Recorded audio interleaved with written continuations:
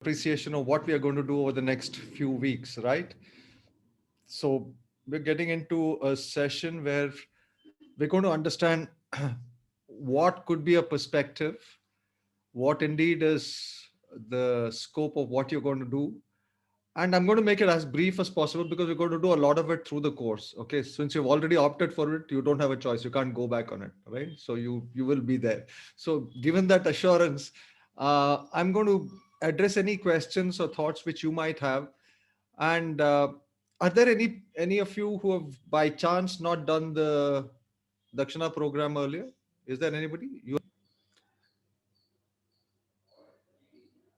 The fact of life and the fact of we all being alive is known to us, right? We've all lived our lives, whatever number of years, 25, 30, 40, whatever number of years, we've all lived our lives. What would be the most important thing which we need to do in life? Anybody wants to volunteer? Please volunteer. What's the most important thing in life?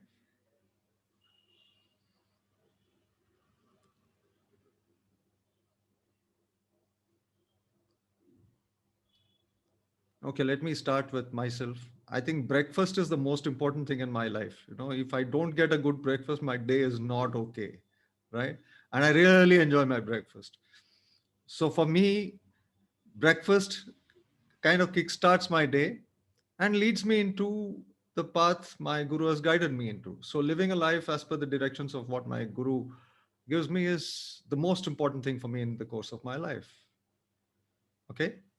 So there's not a trick question. There's nothing hidden in it, and there's no good or bad answer. It's just, what do you think is the most important thing? I'm just asking. Anybody who wants to volunteer?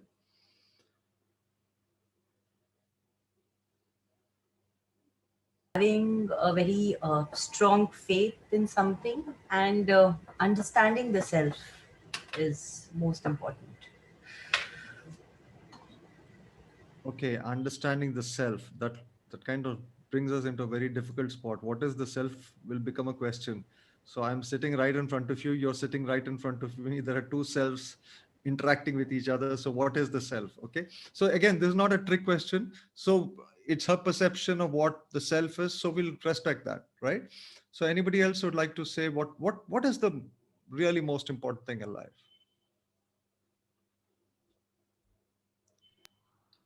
Yes, Uh, Preeti ji. for me, it is to feel the gratitude for all that I'm receiving.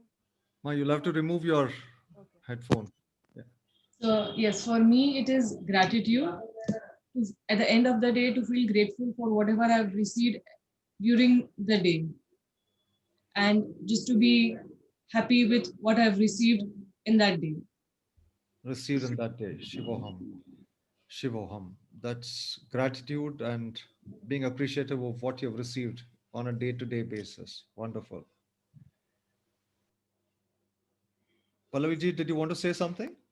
Yeah, for me, it is I'm still looking for what I am really in this world for.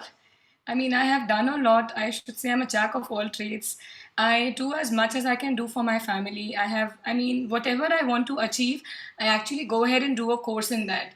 Be it Montessori, be it nutrition, and be it anything which I want. Like right now with Omnio, also, I'm pursuing this so that I can give my daughter the best I can. But at the same time, I'm here to understand what I'm really meant for. I'm very satisfied in the way life is and you know what life has given me. As PTG said, immense gratitude to everything or whatever God just brings in front of me that, it's here and you take it. It's for you. But eventually, I have so much. What should I actually do in a bigger way so that I can be a better asset to the world at the end of my life? So, and the Wonderful. most, a very small thing, I love to start my day with my mint infused tea that I have every morning, without which I cannot function. For me, it's that. Wonderful. Wonderful. So again, somebody saying that understanding what's it all about. Actually, that's one of the primary drivers for most people who come for such courses. Somewhere or the other, like what Ramya ji said, there's some gap somewhere. It looks like she's doing a lot of things, but yet she feels things are not completely in control. Or as Pallavi ji said, what's it all about? And every one of us uh, one way or the other get led to that situation when we ask certain important questions. The usual purpose of life, which we think is the most important thing, will be what we do in our what we did, or what I did, what Aniji was doing till recently, where we work in a corporate environment, or in a professional environment, or in a so on a self-employed basis, and we kind of believe that that is the purpose of life. Indeed, is that the purpose of life? You are born, and we live, say, 60, 70 years. The first 20 years of your life is just acquiring qualifications, one class to another. You don't have a choice. You get kicked on the backside if you don't go to school. So you go to school. So your parents kind of put you into that discipline of going to school very early in life. So you just go through school, go through college, go through university, and then depending upon the situation, depending upon the gender also, at times the pressure begins, whether you should equip yourself professionally and work and take up a job or do something, or should you get married? Okay. And that thing kind of matures out in the next few years. So work plus family or society come into play, and then the interaction of that goes on for the next 40 years or so, right? 35 to 40 years. So that happens for a very long time, and then you got probably about another 15 or 20 years thereafter.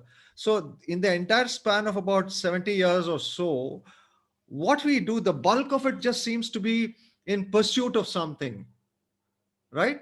Early periods we don't know, like we are told that you have to do get into school, then we are told you have to pass your 10th, then you're told to pass your 12th university, and then thereafter it kind of just becomes the thing which everybody else does, which is look for a career, look for a course, look for a job, look for a profession, then get into it and do it.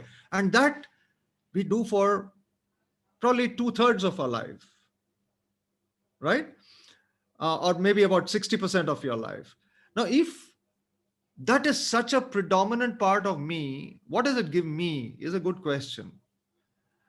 And if this select group which is there here is obviously asking the question, having been in profession, like I think everybody's been working one way or the other, and everybody's been a parent as well, right? There are no non-parents here, I guess, right? Everybody is a parent here as well. So we've got married, we've had children, and we are all within the familial societal way of life as well. And everybody else around us seems to be doing the same thing. But somewhere some bug creeps into us, like as Pallaviji said, what's the meaning of all this? And it becomes a very personal and an embarrassing question, because everybody seems to be very busy knowing fully well what they're supposed to do in life. And if you voice it aloud, you look like a freak. अरे तू को साधु बनने जा रहा है क्या, महात्मा बनने जा रहा है क्या, अपना काम कर, will be the typical kind of a refrain you'll get in the world. And especially if you start talking too much about it, then they'll think that somebody has induced you, किसी ने इसको पागल बना दिया है, so they come under the influence of somebody, gone, kind of a thing. They'll bracket you into some slot or the other. The core of things always remains kind of elusive for us, but the search becomes more and more powerful for some people. If you were not amongst those people for whom this is very important, you would not have been here in the first place. And it's a very select few who get guided and at times goaded, pushed into taking up a search of this kind. And this search becomes the most important thing in the course of life. It might not be vocalized, it might not be said, it might not be spoken about, but that indeed becomes the most important thing in our lives. What? To be in search.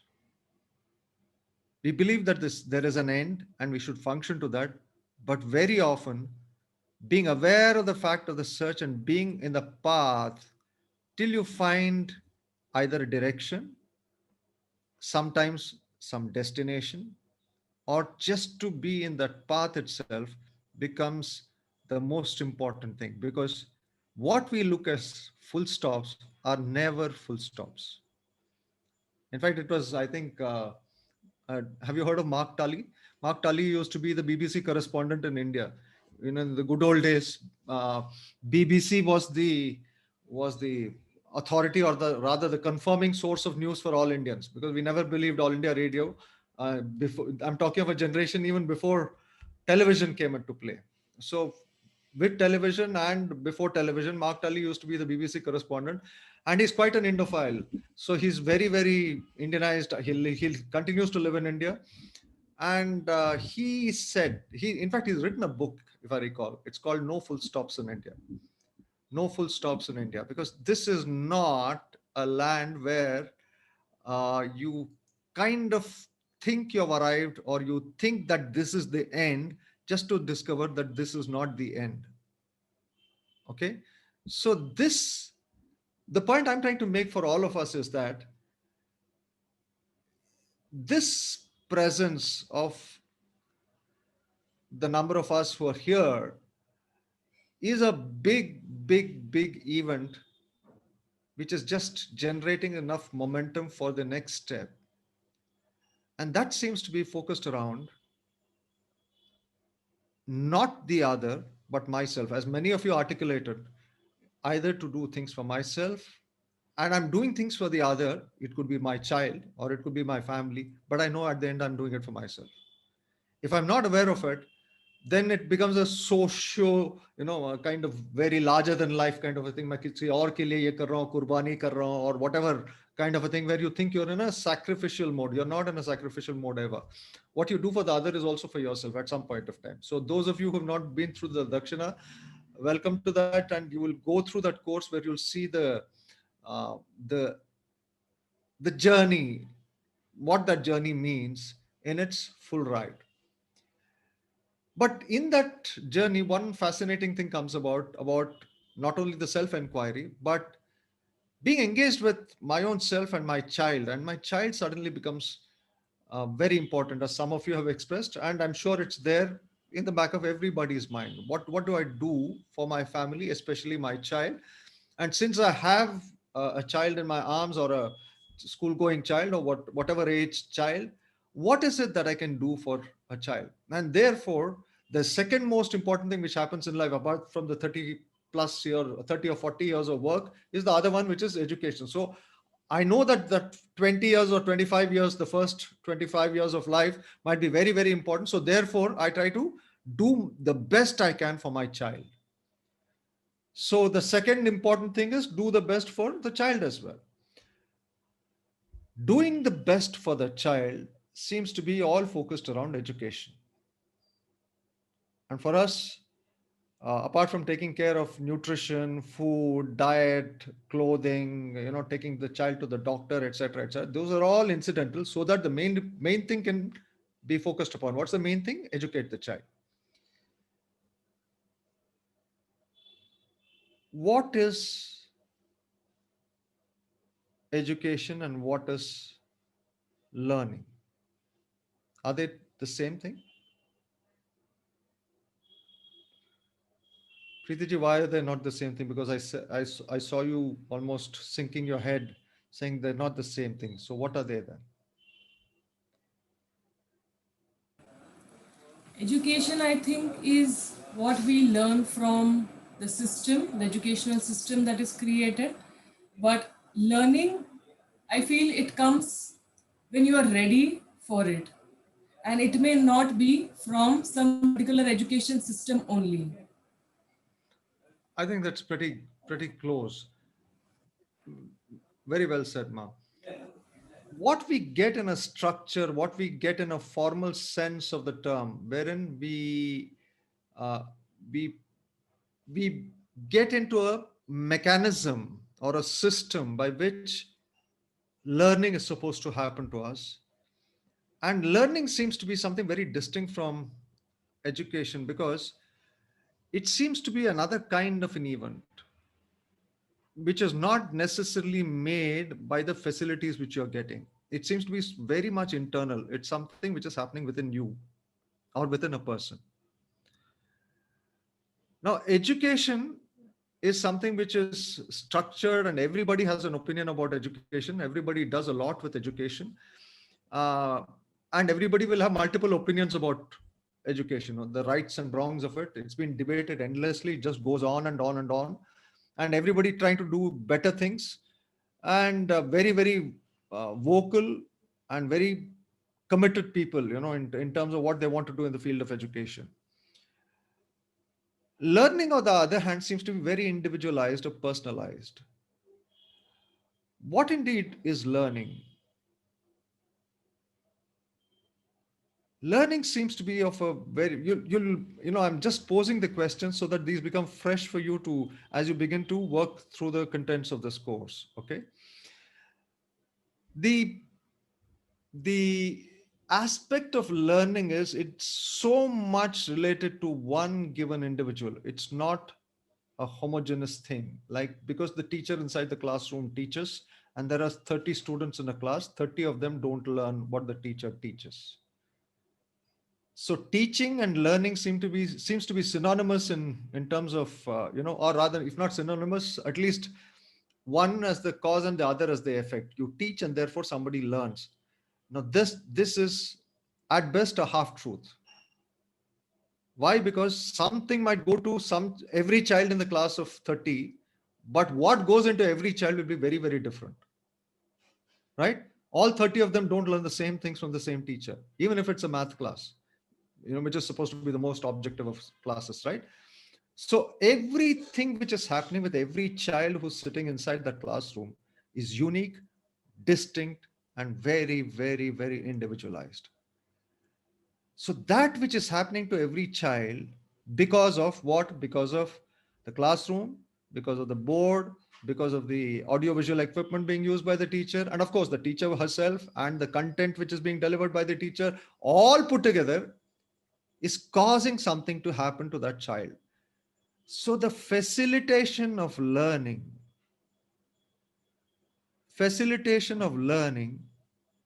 is being provided by a system of education. So what you have are two distinct things. One is the aspects which go to promote or help or guide people into a learning path, and that learning becomes very individualized, which is very, very true and unique to every human being. Do dogs learn?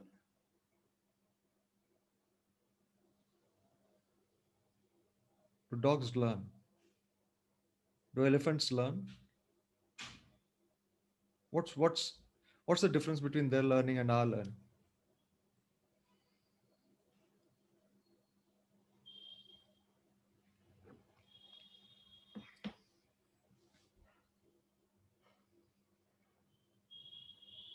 Anybody? Babaji, their learning is more reactive and instinct led. Absolutely. It's not learning at all. It's actually completely instinct driven. Learning, there is a process. Otherwise, it's either training or upbringing of a different kind. The upbringing word which is used is a very misused term or a misunderstood term. It's more like rearing. You use the term in animal farming, sheep rearing and goat rearing. So that is what is happening there. And whatever needs to happen is completely driven by instincts. Ahara, Nidra, Bhayama, Itunascha. So those are facets of life for them. And that's the only thing which they know of. Courtesy, the instinct which drives them to getting food, getting into sleep, getting into, progeny. They just indulge in sex for a reason and in a season, and that produces offspring. So that's the purpose of their lives. It's very clear. There's nothing else. There's no learning per se there. Learning seems to be very unique, distinct, and very creatively made for the human human breed, if you can call it, human species. It's very unique and very empowering. What it does to us at every level, imagine the difference between us millions of years ago, even if we go by the Darwinian evolution or whatever we know of history, that we were Neanderthals and we were whatever, we evolved from monkeys, and after that we became Stone Age men and this men and that men and that men, and finally came to be human beings. The difference would be that I think better, I do better, I'm better equipped to handle myself and my life, will be the general judgment or the verdict to say what happened thousands of years ago or millions of years ago to the evolved state in which I am. The difference is I'm more intelligent, I'm more aware, and I have more tools and technology with which I can lead a better life. I think that has got facilitated a lot to largely due to the kind of development in human beings which has taken place because of the facilitation of learning for human beings, one way or the other. And the dramatic developments which have happened in the course of the last 400, 500 years, as we know it, um, it seems to be, the a century of chemistry, century of biology, century of physics, century. It's been the last 3 to 4 centuries have made uh, man a very different species compared to what the same man was for thousands of years preceding that. So the pace at which the facilitation of learning has happened for different people, and the effects of that we are seeing in such a pronounced way, and you can make it, you can see it for yourself that things are so much more convenient. In my lifetime, I remember, uh, I I grew up in Delhi, but growing up in Delhi, and having, rest of family or your house for that matter in Bangalore, it used to be, I don't know how many of you have you, any of you done 40, 45 hours, 48 hours of train travel? Okay. There are very few people who do that now, right? Nobody, in fact, given an option, nobody would do it. So everybody takes the flight and just gets to the other destination within 2, 3, 4 hours, whatever it might be, including the travel time to the airport. Sometimes the travel time to the airport and the airport procedures are longer than the duration of the flight itself. We know that reality as well. In Bangalore, yeah, I used to uh, I used to be a weekend visitor to Bangalore for a long time in my life. So during the week, I used to be in my workplace, and weekends I used to get to Bangalore. So typically coming from Bombay to Bangalore, the flight is about 1 hour 15 minutes, 1 hour 20 minutes, an hour and a half kind of a thing. But inside Bangalore, whether it was the old airport or the new airport, it could take anywhere from 1.5 hours to 4, 5 hours on a given day. So the minimum, and if you combine it with the travel time inside Bombay as well, then you had at least about 5 to 6 hours of travel time on road and 1.5 hours in the air. So rest of it, you're all. So the concept of uh, enjoying a journey is very, very different. What that journey means. Anyway, where was I? What was I talking about? Aniji, what was I? Or the process of learning and Yeah, how the man was evolved. when we have evolved in the course of this and traveled through a lot of these journeys, it suddenly becomes very important that we understand what is this process of education, or when it begins and how it changes or causes change in me and in people around, in and around me. And the most fascinating thing which people have discovered, both from the perspective of modern science and which has always been the beacon of light which ancient wisdom had given us, is that whatever learning happens in the course of life seems to be completely driven by what has happened in the earliest period of life. And that we know is the golden period of life. What is the golden period? And in terms of arithmetic, it's about 1,100 days.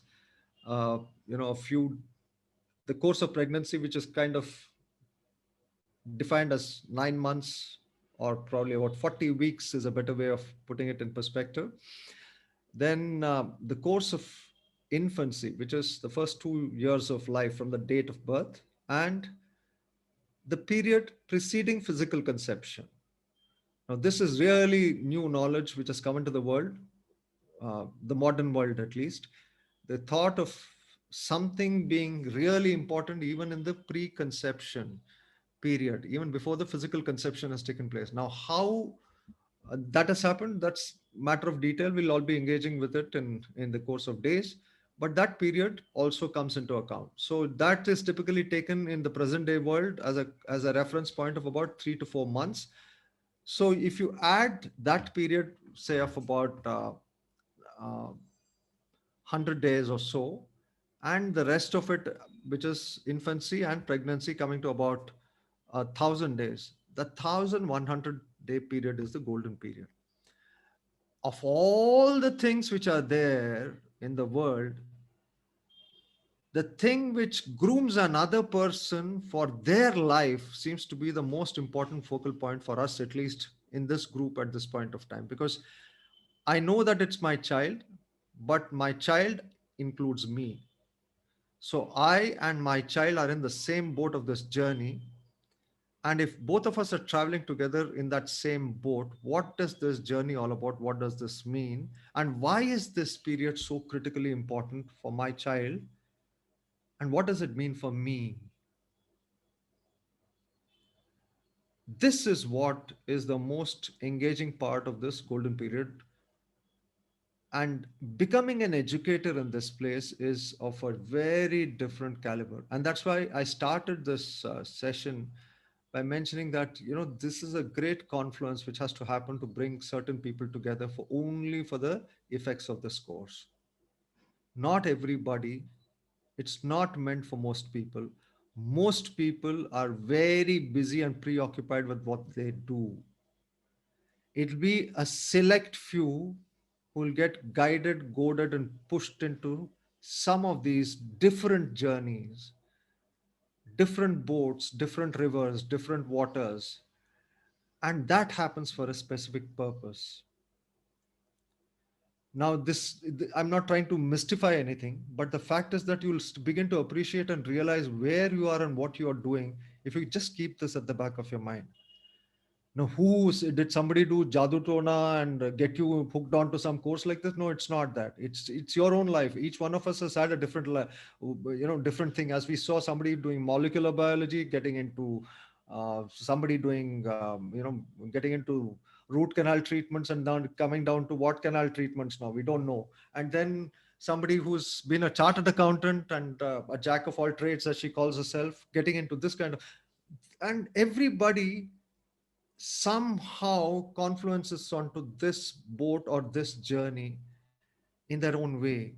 But to take the next step, which is to actually enroll for this course and move ahead, comes for a very few. Very few will actually take this step. So it's all about empowerment, it's all about education. Golden period is truly golden, or what is this golden, why golden, how golden, etc. This is something which we'll all be engaging in the course of the next few weeks, and it's going to be a fascinating journey. So I will probably stop at this point of time and leave it open for anybody to just think of what are all the possibilities which could be there. A few general tips and guidelines about this course. Uh, just be as open as you can, because we all come with a lot of thoughts, a lot of ideas. We've all been educated, right? So education has its own, uh, you know, produces a lot of things. So we get into a reality that we start believing many things, and that belief is our life. Our life is what makes our life is just the beliefs.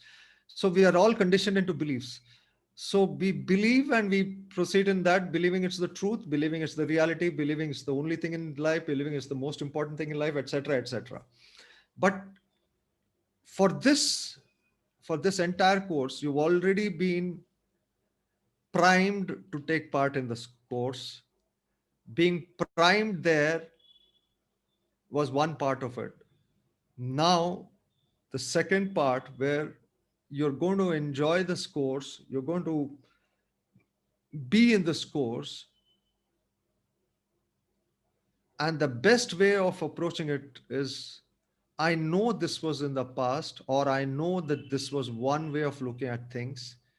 The more I let myself be open, amenable to what is happening in the sessions and in the thought processes which go along with it, the more beneficial it will be for you. Okay, that's one. Second, There'll be no strain as such. I don't think people need to really make notes. It's your call. At least through the Dakshina, I don't think there's any need for anybody to make any kind of notes. In fact, I would encourage you all to. And I've been in Dakshina sessions probably about either taking it or being listening to people who take it. Typically, Mirama or somebody else. It could be. I don't even know. Probably countless number of times.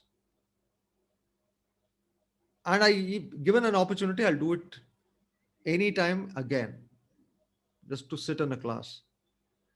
So that it's that kind of a course. There is really no need for notes. There's no need for you to make any this thing. But if you feel like, go ahead. I won't stop you.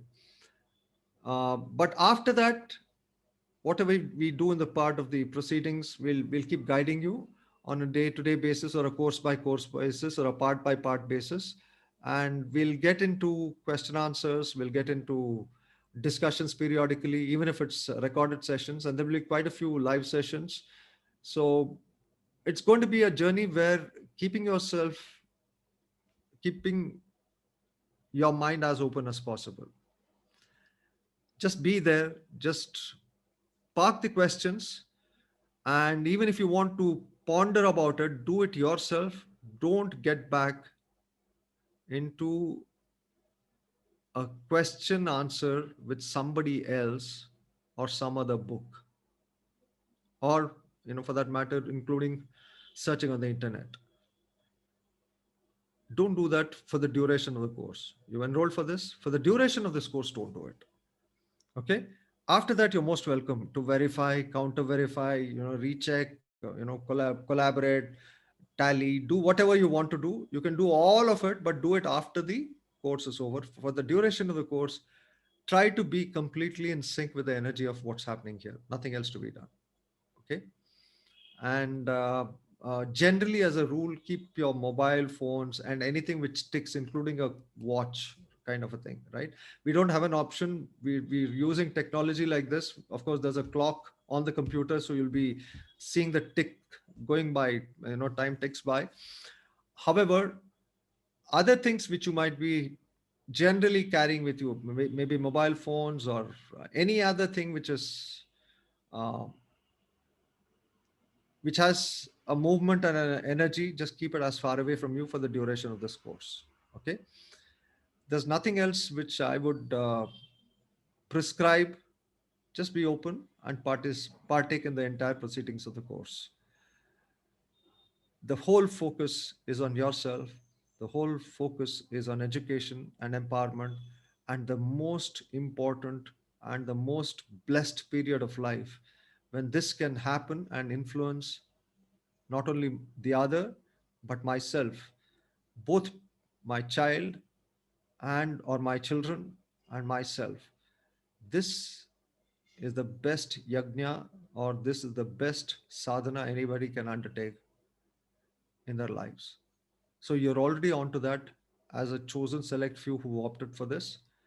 Let's be in that energy, let's be in that field and take this journey further on a day-to-day basis.